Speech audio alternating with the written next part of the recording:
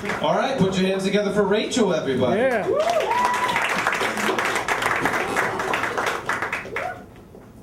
Hey guys, so I was listening to somebody tell their story about their stoner roommates. And yeah, that was you. I actually do have a similar whispering story, but I'm not going to tell that one tonight. But it is about that roommate.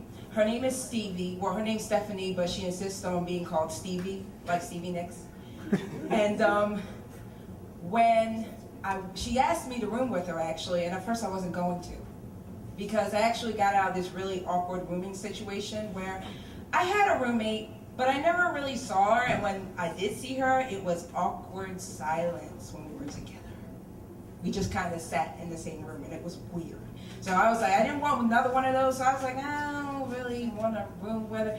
But I felt like cool with her, so I was like, let me just room with her and see what happens. Well, she ended up being one of my best roommates, and some of the best stories I have are probably from living with her.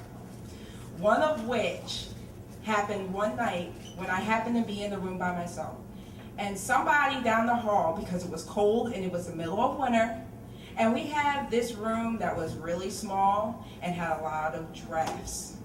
We had windows, but they didn't do anything. So, I mean, you could hear air coming through the room. It was special.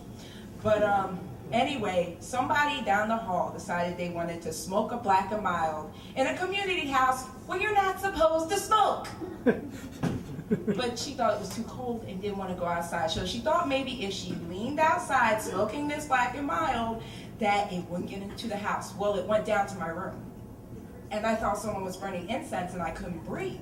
So I asked her about it, and she was like, oh my God, that was me. I'm so sorry. Let me do something about it.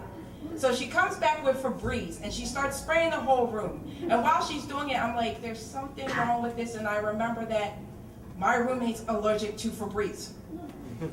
I was like, oh my God. I was like, you have to stop. You have to stop. She's allergic. And she goes, oh my God, I'm so sorry. I'll fix it. I'll fix it.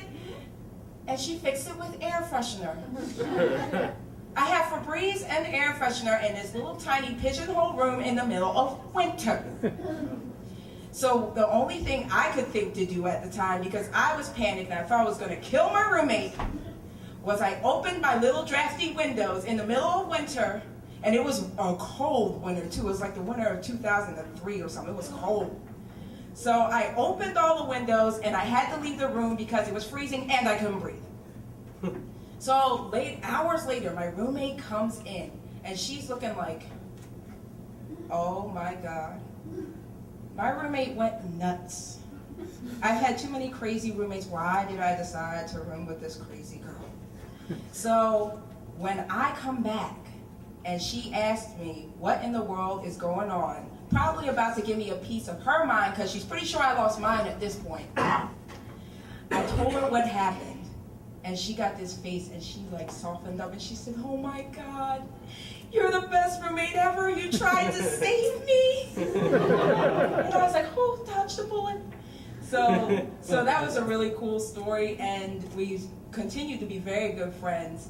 And thereafter, our room was drafty and cold for like a good 2 days. And that's my story. See you guys.